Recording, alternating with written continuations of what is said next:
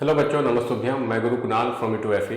आज हम सब extracting metals towards the top of the activity series के बारे में पढ़ने वाले हैं। मतलब ऐसे मेटल्स जो हाईली रिएक्टिव मेटल्स होते हैं उसको कैसे एक्सट्रैक्ट किया जाता है, ये पढ़ने वाले हैं। Metals such as potassium, sodium, calcium, magnesium and aluminium are found towards the top of the activity series. These metals are highly reactive, meaning they readily combine with oxygen, water and other substances. Because of their high reactivity, they cannot be extracted by heating with carbon. Instead, these metals are extracted by electrolysis of their molten compounds.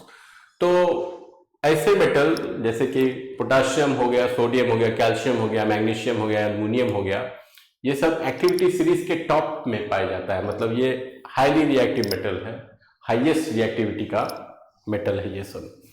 और ये सब highly reactive होने के कारण ये सब oxygen के साथ या पानी के साथ या किसी और चीज के साथ तुरंत रिएक्शन कर लेता है। और इसी कारण हाईली रिएक्टिव जो मेटल है ये इसको कार्बन के साथ रिएक्शन करवा के रिडक्शन इसका नहीं करवाया जा सकता है, क्योंकि ये कार्बन से भी ज्यादा रिएक्टिव होता है। इसीलिए ऐसे मेटल का एक्सट्रैक्शन करने के लिए हम सबको इलेक्ट्रिसिटी का यूज करना पड़ता है, बिजली का यूज करना पड़ता है। और मोल्टेन कंपाउंड, इन मेटल्स का मोल्टेन कंपाउंड्स का इलेक्ट्रोलाइसिस करना पड़ता है। Position in the activity series highly reactive metals potassium, sodium, calcium, magnesium, aluminium. These metals lose electrons very easily and are strong reducing agent. तो ये जो मेटल सब होता है ये तुरंत इलेक्ट्रॉन दे देता है और बहुत ही पावरफुल रिड्यूसिंग एजेंट होता है और इसलिए तुरंत रिएक्शन कर लेता है।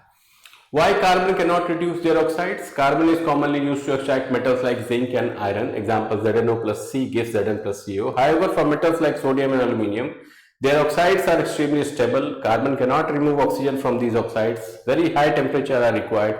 Sometimes carbon forms carbides instead of reducing the oxide. तो कार्बन इस चीज के इन मेटल के लिए यूज नहीं किया जा सकता एज अ रिड्यूसिंग एजेंट।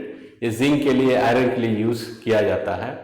तो सोडियम और एल्युमिनियम और इन मेटल के लिए जो कि एक्टिविटी सीरीज में टॉप पे हैं, उसका जो ऑक्साइड सब होता है बहुत स्टेबल होता है। कार्बन जो होता है ऐसे ऑक्साइड से ऑक्सीजन को रिमूव नहीं कर पाता है और बहुत ज़्यादा टेम्परेचर भी चाहिए होता है। कभी कभी कार्बन जो होता है वो कार्बाइड बना लेता है instead of reducing the oxide. इसीलिए इलेक्ट्रोलाइसिस का यूज किया जाता है। What is electrolysis? Electrolysis is the chemical decomposition of of a molten ionic compound by passing electric current through it. Requirements: molten ionic compound, electrolytic cell, direct current, electrodes, anode, cathode. तो electrolysis जो है एक chemical decomposition होता है किसी भी molten ionic compound का, जब उससे बिजली गुजारा जाता है, इलेक्ट्रिसिटी पास किया जाता है, उससे जब करंट गुजरता है। माने कि मोल्टेन होना चाहिए और आयनिक कंपाउंड होना चाहिए, तो फिर वो टूट जाता है जब उससे बिजली गुजारा जाता है। इस तरह से हम सब मेटल एक्सट्रैक्ट कर लेते हैं। चाहिए क्या होता है? तो मोल्टेन आयनिक कंपाउंड चाहिए होता है, मोल्टेन स्टेट में चाहिए होता है। याद रहे, मोल्टेन स्टेट में चाहिए होता है, सॉलिड स्टेट में नहीं। इसके अलावा इलेक्ट्रोलाइटिक सेल चाहिए होता है, डायरेक्ट करंट का सोर्स चाहिए होता है, डीसी चाहे बैटरी हो, और इलेक्ट्रोड्स चाहिए होता है, पॉजिटिव इलेक्ट्रोड एनोड और negative electrode cathode. Why molten state is necessary?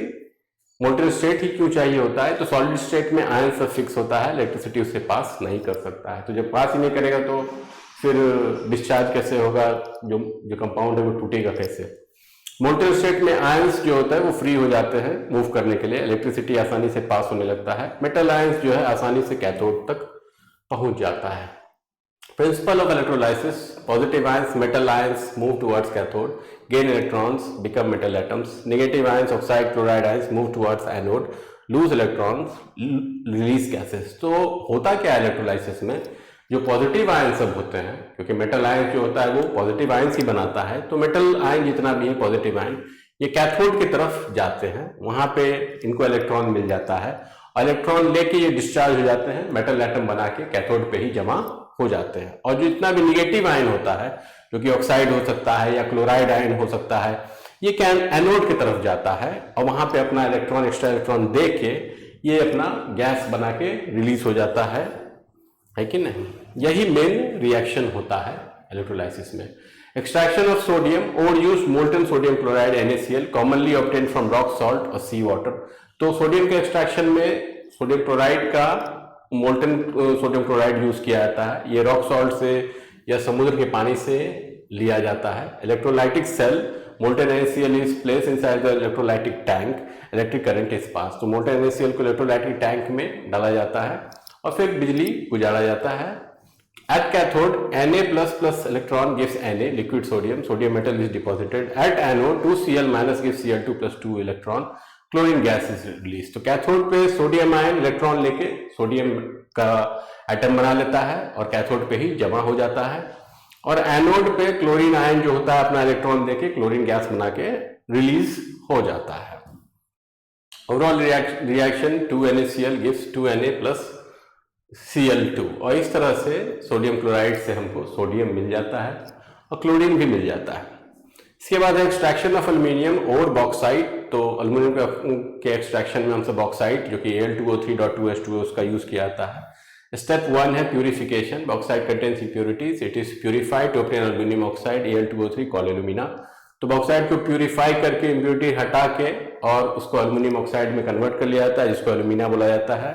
फिर स्टेप 2 में उसमें क्रायोलाइट मिलाया जाता है, क्योंकि प्योर एल्यूमिना जो होता है उसका मेल्टिंग पॉइंट काफी हाई होता है 2050 डिग्री सेल्सियस, और इलेक्ट्रिकल कंडक्टिविटी भी बहुत माने कि अच्छा नहीं होता है, इसलिए मोल्टन क्रायोलाइट जो कि Na3Al(F6) है उसमें मिलाया जाता है कि नहीं। क्रायोलाइट जो होता है मेल्टिंग पॉइंट घटा देता है, इलेक्ट्रिकल कंडक्टिविटी बढ़ा देता है, बिजली बचाता है, एक्सट्रैक्शन को इकोनॉमिकल बनाता है। उसके बाद एल्यूमिनियम का इलेक्ट्रोलाइसिस होता है। इसमें कैथोड पे एल्यूमिनियम जो है 3 इलेक्ट्रॉन लेके एल्यूमिनियम मेटल एल्यूमिनियम एटम बना के डिपॉजिट हो जाता है। एनोड पे ऑक्सीजन जो होता है 2 इलेक्ट्रॉन देके ऑक्सीजन गैस बना के रिलीज हो जाता है। इस क्लास के लिए इतना ही। आई होप आपको समझ में आया होगा। अगर आपको हमारा कंटेंट अच्छा लगता है लाइक कीजिए, सब्सक्राइब कीजिए, कमेंट कीजिए, और हमारा जो साइट है e2fe.in को विजिट कीजिए। देखिए आपको क्या अच्छा लग रहा है, क्या सूट कर रहा है, और हमारे साथ आगे बढ़िए। धन्यवाद।